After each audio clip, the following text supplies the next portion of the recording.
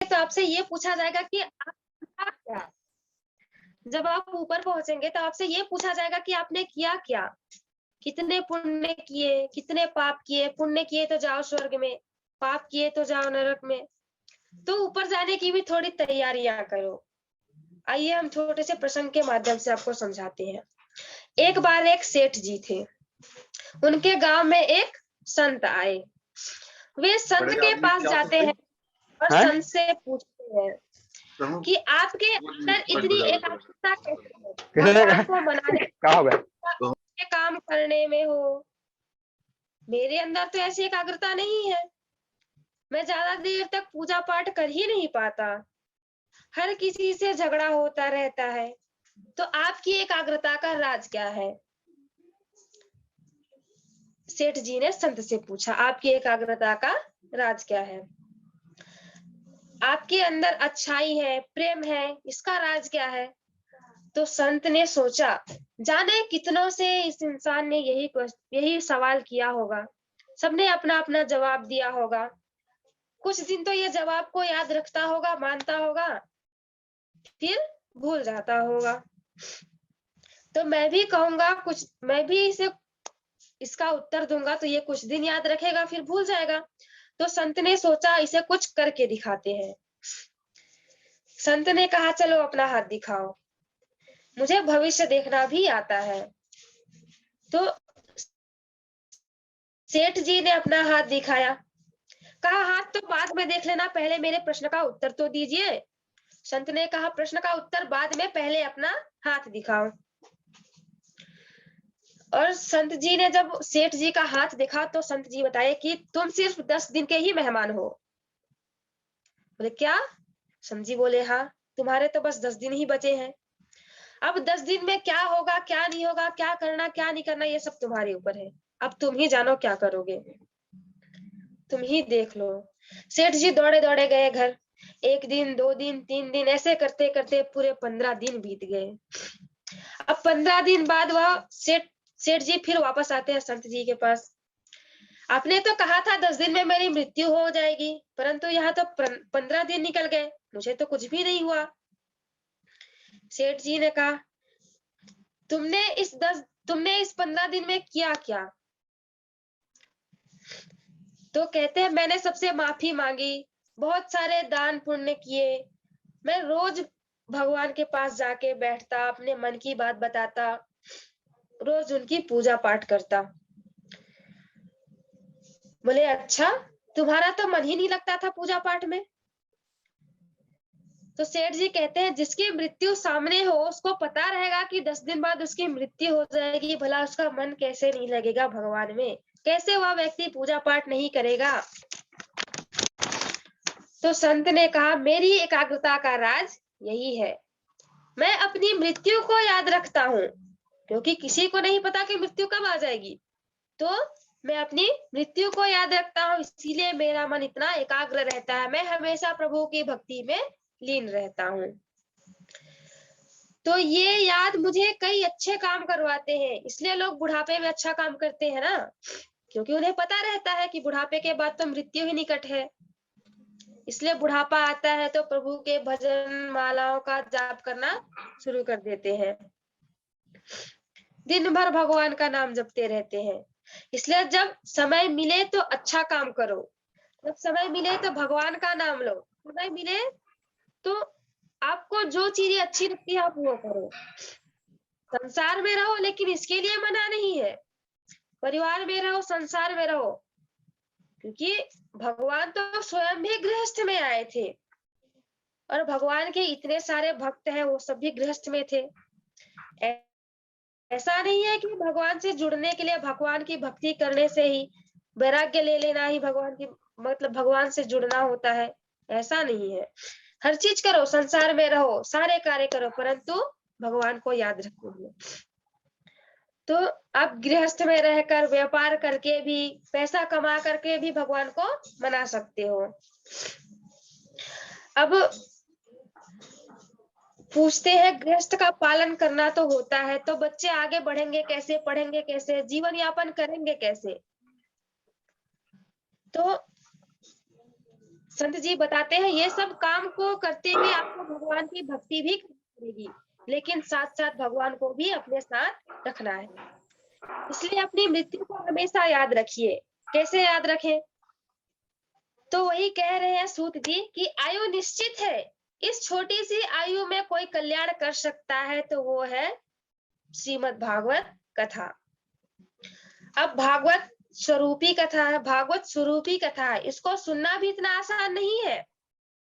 सूत जी कहते हैं कि जब सुखदेव जी कथा सुना रहे थे तब स्वर्ग से देवता आते हैं हाथ में अमृत का कलश लेकर कि आप ये अमृत का कलश है ये राजा परीक्षित को पिला दीजिए, और ये जो श्रीमद् भागवत की कथा है इसे आप स्वर्ग में जाकर हम देवताओं को श्रवण करा दीजिए।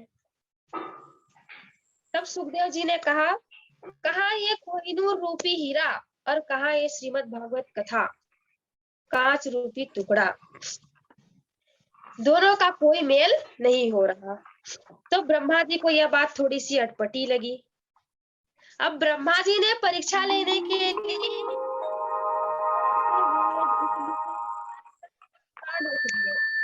और एक पलड़े पर श्रीमद् भागवत कथा को रखा गया। अब जो श्रीमद् भागवत कथा का जो पलड़ा था वह भारी हो गया, नीचे हो गया, क्योंकि इन सब का सार ही उसमें है श्रीमद् भागवत में, इसलिए श्रीमद् भागवत का पलड़ा नीचे हो गया और सारे वेद उपनिषद ग्रंथ वगैरह रखे थे वो ऊपर हो गया। तो शौनकादि ऋषियों ने कहा, हमें आप ये बताइए कि पहली बार ये कथा किसने किससे कही? सूत जी कहते हैं, सबसे पहले सनकादि ऋषियों ने नारद जी से कही। क्यों कही? नारद जी ने पृथ्वी की बड़ी प्रशंसा सुन रखी थी, सती सावित्री, राजा हरिश्चंद्र, तो वो नीचे आते हैं पृथ्वी की परिक्रमा करने के लिए। कौन? नारद जी। अब परिक्रमा करते करते हरिद्वार पहुंचते हैं, वहां उनकी भेंट होती है सनकादि ऋषियों से। देखते हैं उनका चेहरा मुरझाया हुआ है, दुखी है, चिंतित लग रहे हैं।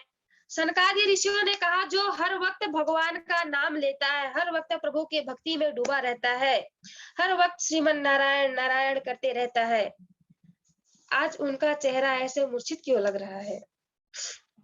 नारद जी ने कहा, मैं पृथ्वी की परिक्रमा करने के लिए नीचे आया था, लेकिन यहाँ आकर देखा तो सब तो उल्टा ही दृश्य दिख रहा है।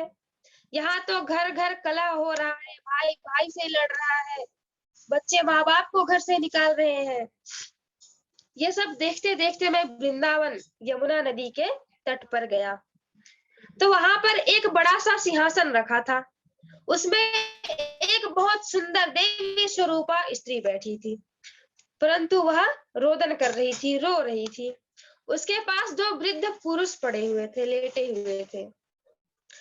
उन पुरुषों की अंतिम सांसें चल रही थी। सब देख रहे हैं मगर कोई उनकी सहायता के लिए नहीं आ रहा है। ये देखते देखते जब मैं आगे बढ़ रहा था तब उसने मुझे आवाज लगाई कि हे नारद ऋषि, मेरी सहायता करिए, आपके तो दर्शन मात्र से ही जीव का कल्याण हो जाता है, मेरी चिंता का नाश करिए। नारद जी ने कहा, क्या हुआ? तुम कौन हो? और ये जो वृद्ध पुरुष है ये कौन है?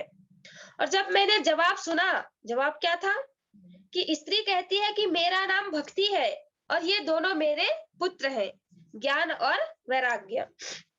तो नारद जी कहते हैं, तुम्हारी ऐसी हालत कैसे हो गई? भक्ति कहती है, मेरा जन्म दक्षिण भारत में हुआ था, वहां मैंने यौवन अवस्था प्राप्त की, लेकिन गुजरात आते आते मैं वृद्ध हो गई, और वृंदावन में आकर मैंने तो अपनी यौवन अवस्था प्राप्त कर ही ली, परंतु मेरे बच्चे अभी तक वृद्ध हैं। दक्षिण भारत में जन्म लिया, ऐसा क्यों कहा? इस समय वहां बड़े बड़े संत थे जिन्होंने अपना पूरा जीवन भक्ति के प्रचार प्रसार में ही लगा दिया था। अब नारद जी कहते हैं, उन दोनों ज्ञान और नारद जी कहते हैं, उन दोनों ज्ञान और वैराग्य के लिए मैंने बहुत सारे श्लोक पढ़े, बहुत सारी प्रभु की व्याख्यान दी, परंतु जब तक मैं कहता तब तक तो उनकी चेतन अवस्था रहती, और जैसे ही मैं चुप हो जाता तो वापस वह बेहोश हो जाते, मूर्छित अवस्था में पड़ जाते। अब मैं क्या करूं? मुझे समझ नहीं आ रहा है कि मैं क्या करूं। तब सनकादि ऋषियों ने कहा, सनकादि ऋषि कौन है? ये ब्रह्मा जी के 4 मानस पुत्र हैं। ये हमेशा साथ रहते हैं। सनक, सनंदन, सनातन और सनत कुमार, ये हमेशा चारों साथ रहते हैं, इस कारण इनका नाम सनकादि ऋषि पड़ा, मतलब कहा जाता है। तो उन्होंने कहा आप एक काम करिए, आप श्रीमद् भागवत कथा सप्ताह पारायण करिए। नारद जी ने कहा आपने बात कह ही दी है तो कथा भी आप ही श्रवण करा दीजिए। अब सनकादि ऋषि मान जाते हैं। कथा आरंभ होती है। 1 दिन, 2 दिन, 3 दिन, 4 दिन, 5 दिन, 6 दिन, 7वें दिन सप्ताह साक्षात वहां परम पिता, साक्षात परम ब्रह्म भगवान विष्णु प्रकट हो जाते हैं। ज्ञान और वैराग्य को उनकी यौवन अवस्था दे देते हैं। फिर भक्ति से कहते हैं तुम्हें जो वरदान मांगना है मांगो, क्या चाहती हो तुम। तो एक बात बताइए, भगवान को प्राप्त करने के 2 रास्ते हैं, कौन कौन से हैं? ज्ञान और भक्ति। तो दोनों में सबसे सरल क्या लगता है? भक्ति। परंतु सरल है नहीं, हमें ऐसा लगता है कि भक्ति सबसे सरल रास्ता है प्रभु को प्राप्त करने का। भक्ति माने केवल भजन कीर्तन, ये नहीं होता। भक्ति यानी होता है संपूर्ण समर्पण। कहते हैं ना, दुख में भी सुखी रहने लग जाओ तो समझ जाना भक्त बन गए। यानी अगर दुख में भी आज हम दुखी हो रहे हैं, चिंता होती है, मतलब इसका मतलब हम भक्त नहीं है। क्योंकि पूर्ण समर्पण यानी सब कुछ भगवान पर छोड़ दो। जिसने भगवान पर छोड़ दिया उसे किस बात की चिंता? वो तो यही कहेगा कि मेरा तो सब कुछ ऊपर वाला है, वो जो कर रहा है वही सही है मेरे लिए, और वो कभी कुछ गलत कर ही नहीं सकता। संपूर्ण समर्पण यही होता है। लेकिन भक्ति को फिर भी ज्यादा महत्व दिया गया है। क्यों? कारण है इसके पीछे। जैसे मान लीजिए, जैसे कई लोग पढ़ाई करते हैं कॉलेज में, कई सारी मतलब अनेकों प्रकार की ITI, BTI जैसे भी कर लेते हैं, तो इससे नौकरी, मतलब इससे डिग्री तो मिलती ही मिलती है, परंतु कई सारे कॉलेजेस ऐसे होते हैं इससे नौकरी भी फिक्स रहती है। डिग्री तो मिल गई परंतु नौकरी भी मिलना ही मिलना है। तो ज्ञान और भक्ति में भी यही अंतर है। भक्ति में भगवान ने कहा कि मुझे ऐसा वरदान दीजिए कि मेरे माध्यम से आपको जो भी बुलाएगा, चाहे निर्धन हो, गुणी हो, धनवान हो, चाहे सद्गुणी हो, वो किसी भी कुल का हो, अगर उसने भक्ति से आपको बुलाया है तो आप उसके घर अवश्य ही जाएंगे। यानी डिग्री तो मिल गई और नौकरी भी पक्की है। भगवान की भक्ति कर रहे हो तो भगवान का मिलना तो पक्का ही है। भक्ति तो कर ही रहे हो परंतु भगवान भी मिल ही जाएंगे, तो ये भी पक्का है। तो ज्ञान में भी वैसा ही है। ज्ञान में एक चूक हो गई तो सब खत्म हो जाता है। ज्ञानियों से छोटी सी भी गलती हो जाए तो बहुत बड़ी बात हो जाती है उनके लिए। तो भक्त भक्त तो कुछ भी कर ले, क्योंकि उसको पता है मुझे तो भगवान मिलना ही है, तो इसलिए भक्ति को ज्यादा महत्व दिया गया है। अब शौनकादि ऋषि कहते हैं, दूसरी बार कथा किसने किससे कही? बोलिए श्रीमद् भागवत महापुराण की जय। आज की कथा हम यहीं पर समाप्त करते हैं। गुरुजी राधे राधे। चलिए,